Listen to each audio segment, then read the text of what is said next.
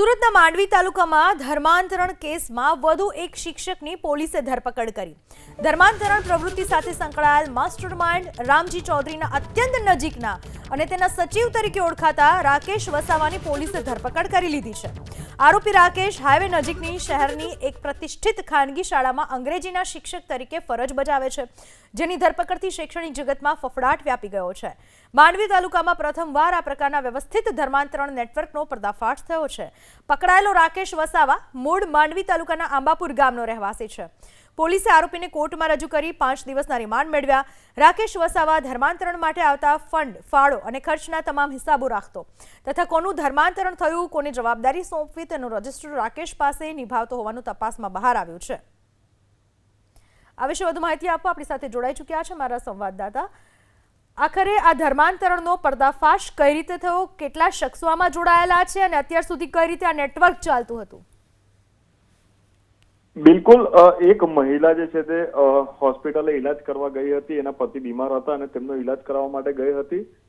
હોસ્પિટલને પોતાની પ્રેમજાળમાં ફસાવી અને જે અંકિત ચૌધરી નામનો આરોપી છે તેણે છે તે લગ્નની લાલચ આપી મહિલા સાથે દુષ્કર્મ આચર્યું હતું અને ત્યારબાદ આખી ઘટના પ્રકાશમાં આવી હતી. અંકિત ચૌધરીના પિતાજી છે તે સરકારી શાળાના પ્રિન્સિપાલ રામજી ચૌધરી હતા.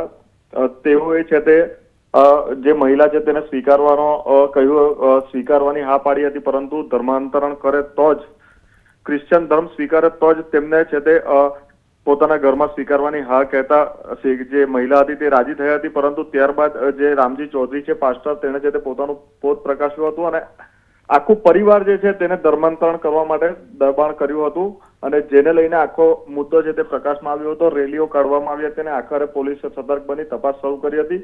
એક બાદ એક ધરપકડનો દોર શરૂ થયો હતો.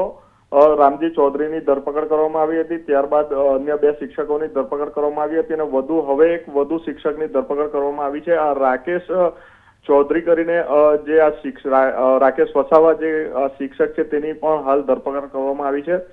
આ છે તે કામરેજ તાલુકાની એક પ્રતિષ્ઠિત શાળાની અંદર એક શિક્ષક તરીકે આ રાકેશ ચંદુલાલ વસાવા છે તે ફરજ બજાવતો હતો અને જે સમગ્ર ધર્માંતરણનો મામલો છે તેની તપાસમાં આનું નામ ખુલતા હાલ પોલીસે આની ધરપકડ કરી છે. એને કોર્ટમાં રજૂ કરવામાં આવ્યો હતો અને નામદાર કોર્ટ દ્વારા 5 દિવસના છે તે રિમાન્ડ મંજૂર કરતા હાલ આ આરોપી છે તે રિમાન્ડ પર છે.